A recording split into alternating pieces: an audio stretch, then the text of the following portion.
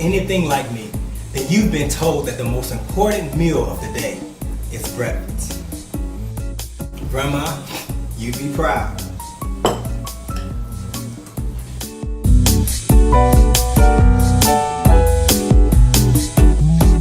And you know what? Breakfast is an extremely important meal. But Jesus in Matthew chapter 4 verse 4, being tempted by Satan, says, man cannot live by bread alone.